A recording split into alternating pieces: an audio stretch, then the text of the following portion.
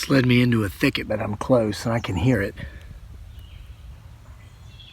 Do you hear the knock? There's another one. There's one this way, one that way. We're going to try to sneak right up on it. Or him or her or they.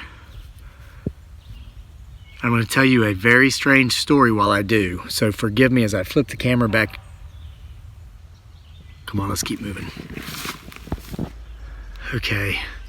It's been about 6 or 8 minutes since we heard that last knock. It came from right around here. Get my 6. Look, listen. I apologize if the footage is going to be a little bit shaky. I'm not set up on a tripod. I'm not stationary today. I'm on the move. And well, while we try to catch up to it, I think they're leading us around in circles. I'm going to tell you a pretty crazy story that's still kind of ongoing. It hasn't ended yet. We're not to the end of this story yet. And I don't know if I want to get to the end of this story because I'm told it might not end well for me. So, I recently met a guy who shared some stories with me about his own experiences with potentially Bigfoot Sasquatch. I shared one here on the channel about a week or so ago. It's the guy that actually shot at the Bigfoot Sasquatch.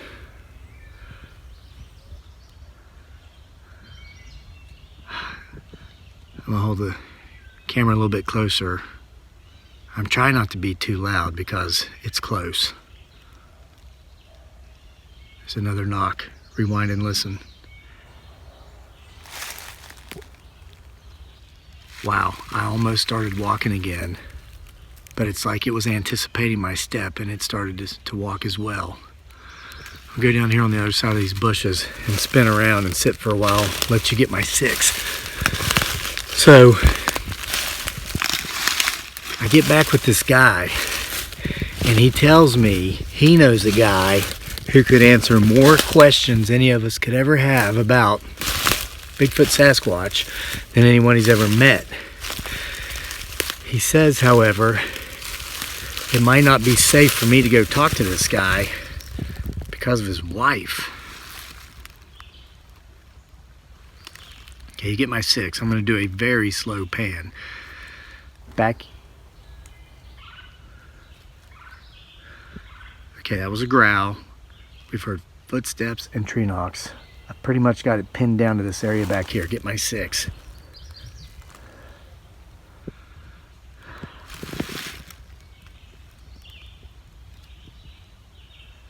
We're close.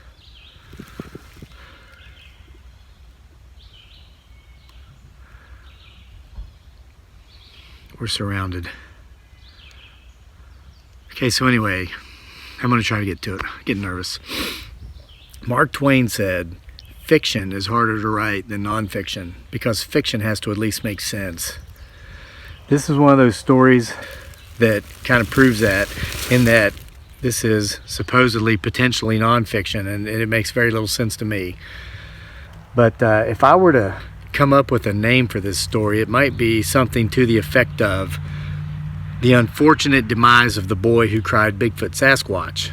In that, and there are details of this story I can't tell here on YouTube. This has kind of led me to just like as of in the last 48 hours, starting writing. I haven't really ever stopped, but I've been writing very prolifically the last 48 hours because there are parts of the story I can't tell on YouTube because it's simply too gruesome. It would violate the policies and guidelines. I don't want to do that.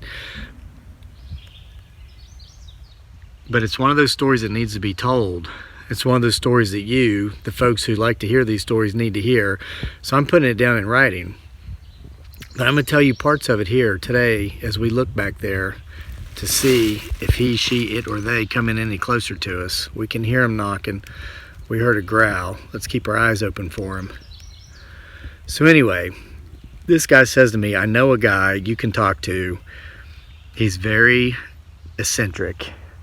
But it might not end well for you. And I said, well, why might it not end well for me? And he says, well, because, you know, you joke around a lot. He says, a lot of your videos are serious, but some of them aren't. And I said, you know, I can't always be serious. That takes years off your life. I can't always come out into the woods, like today being one of those days where it seems as if we can come into the woods and get quite a bit of activity by way of knocks, growls. There's a new tree bend. Watch that. So anyway, so sometimes, I don't know, I guess I goof off. He's like, well, look, you don't want to goof off around this guy. And you definitely don't want to goof off around this guy's wife. They say she's a witch and she can communicate with things, spirits, demons, potentially Bigfoot Sasquatch, other cryptids. I'm like, okay, so what? If they don't like my jokes, they think I'm being too silly, what's going to happen? And they said, well,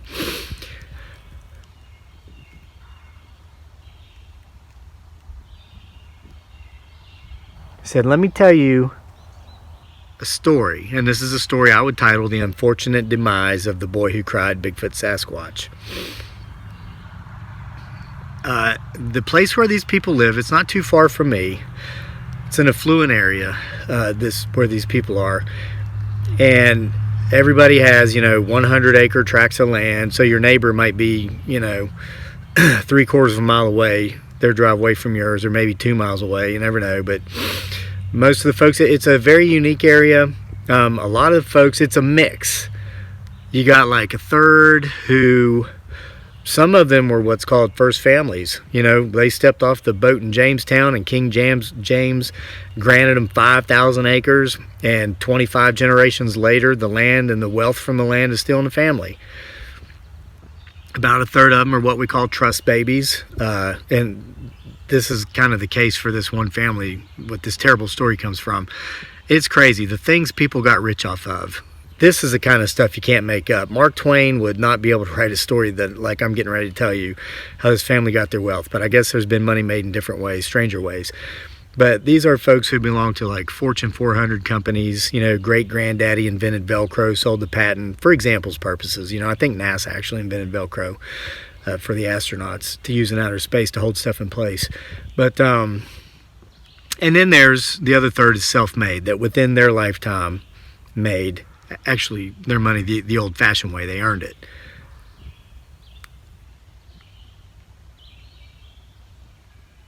We're getting the most distinct tree knocks this morning that we've gotten out here in a long time.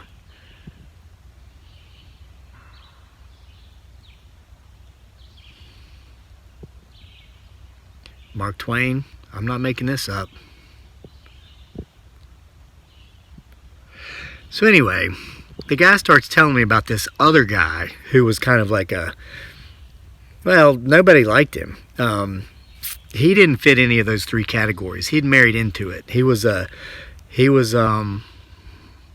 jerk. He was Mr. Know-it-all, knew everything, had never accomplished anything in his life. He had never done anything in his life of note. But he knew more about everything than you did, even if it was your livelihood you were talking about. Everything you'd done, he's already done, and he did it better because he's so much smarter than you. And so he's describing this guy, and I asked my new acquaintance, I said, well, how was he able to afford to live in this area among these people if he'd never done anything? What, was he born into money? And he said, no, he married into it. He said he came to... You know what, guys? I'm going to actually try to sneak further that. We've got some definitive knocks coming from back here. I'm going to try to get closer, so I'm going to walk and talk. Keep getting my 6 because they could be anywhere.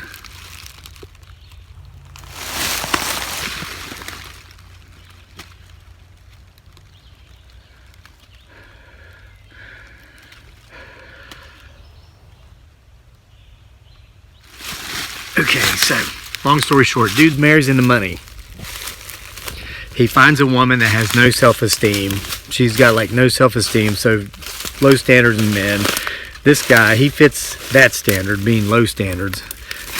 Sits around on his dignity his whole lifetime. I guess his thing was he would get jobs every now and then, and he would intentionally piss off his employer enough to where they'd fire him so he could try to get what do you call that, unemployment or something, and he tried to fake injuries so he could get a permanent check, but he was never able to, like, he's not physically or mentally bad off enough to where he could get a permanent check for life. But he gave up such hopes once he met this woman who had no self-esteem that would say, I do. And she did say, I do. So he married into wealth. And I asked the guy, well, how did her family, what did they invent? What did they create? Get this. Her great-great-grandfather, or great-great-great, I forget, I don't know how many greats it goes back, but he invented the pump dispenser that goes on top of lotions like body lotion, shampoo, hair conditioner, all these things. And the family, just for generations, nobody's had to work, and they get millions and millions of dollars a year from the trust and blah, blah, blah. But now here's the crazy part. Not just that somebody actually made that up and somebody's family stayed rich for eons after that, but the deep, dark family secret is that it was the great-great-great-great-great-grandmother who actually invented this pump dispenser. Once her hands had become so arthritic, she couldn't comfortably unscrew the lids of her creams and whatnot. So she's the one that came up with this. But because of the era, this was like certainly before Susan B. Anthony and women's suffrage and all this, the husband had to be the one to kind of try to take it to market. So he's the one that got the credit for it. And I was like, well, why hasn't his family cleared this stuff up now? I mean, it's like, you know, we're in Charlottesville. Everybody knows about Sally Hemings, and Thomas Jefferson fathered several children with this enslaved person, black woman who worked up there, was enslaved there. It's not like she was an employee, but this was his secret lover, and everybody's cool with that now. They accept it. Why don't they go back and give this lady from all those generations ago the credit for coming up with this hand pump? Keep watching. Well, it turns out, I guess some other family had been suing this family for generations because, oh my God.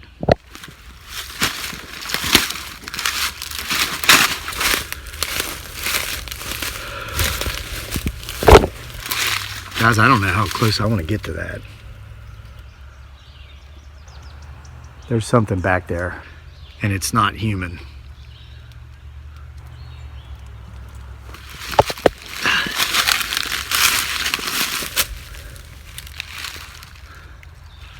Boy, things are getting thick there too.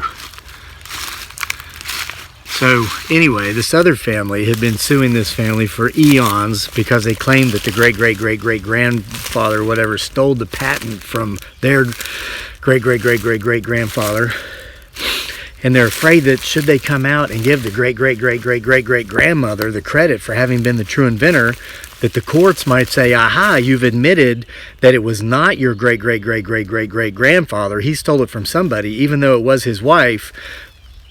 We now doubt the entire story. And so they would lose their family fortune, and they would have to, wait for it,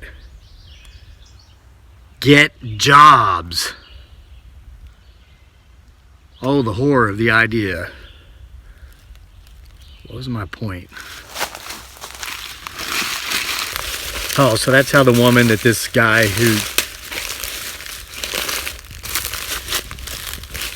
had married the rich girl, that's how he ended up getting into this affluent area. That's how he could live in there. He found a girl that had no confidence but lots of money, got her to say I do. So now he's living among some pretty highfalutin folks. Who didn't act highfalutin though? I know a lot of these people.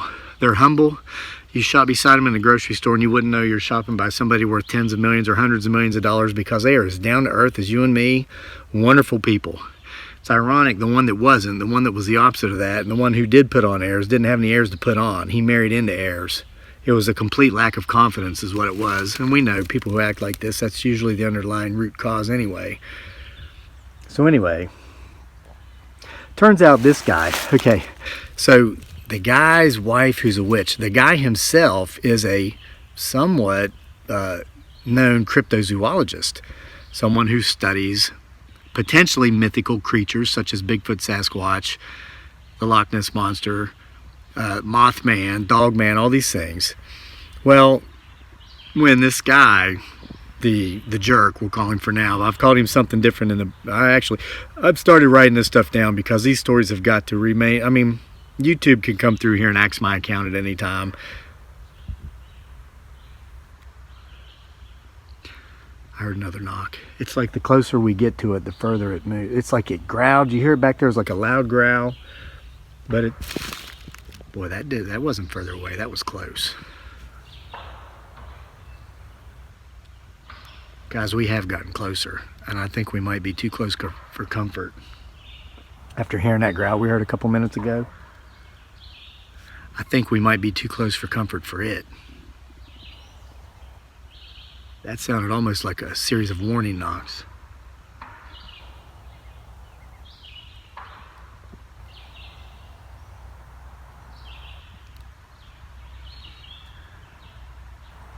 All right, back to the story. So this cryptozoologist guy, he would hold like lectures.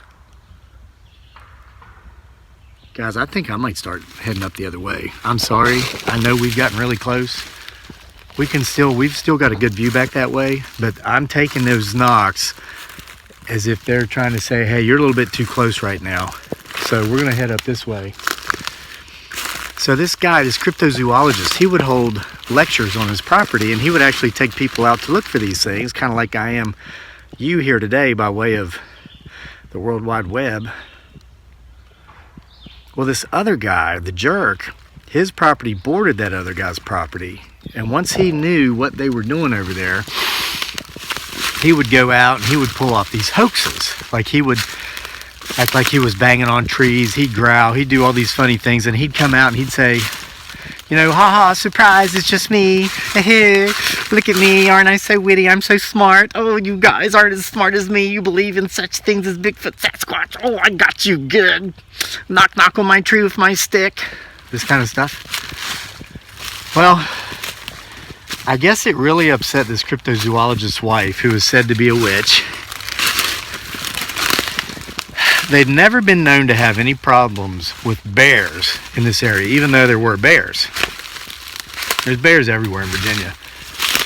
So the guy, the jerk, and this story didn't end well for him, and I'm trying to figure out how to tell it without being too gruesome here, and this is why I've had to write a lot of it, because the guy went into details. I guess the guy liked to grill out. He liked to grill out on his back deck. And he would never, even though most folks in the area never had problems with bears, he would never put his grill away. He'd grill these big, juicy, greasy steaks. Then he'd just leave the grill out with the grease and the aroma going out. Perfect thing to draw in bears, right? Well, the cryptozoologist had this big shindig where he called in some other famous or infamous, however you want to say it, cryptozoologists, people who were well known in that community. Brought in some people who were very highly interested in the subject of Bigfoot Sasquatch, Mothman, Dogman, and the like. And had this big shindig, big get-together. Well, the jerk guy's cooking out, hears them, does the thing again, pranks them, goes out there, just totally ruins the experience. And some of these folks came from other parts of the world, right? Well, the next day, to get to the point, the jerk guy, he's found mauled, dead, dragged out like in his field, like in the middle of his field. Because he ruined it the night of their hunt, their big night hunt for Bigfoot Sasquatch. Okay, the next night is when he had this very unfortunate accident, this mishap, which everybody has written off to being with a bear.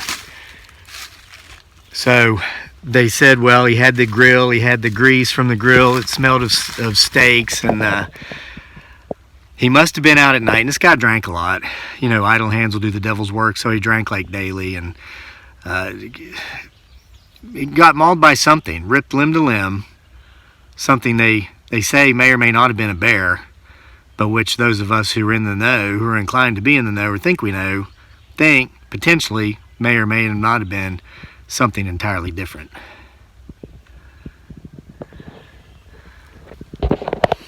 So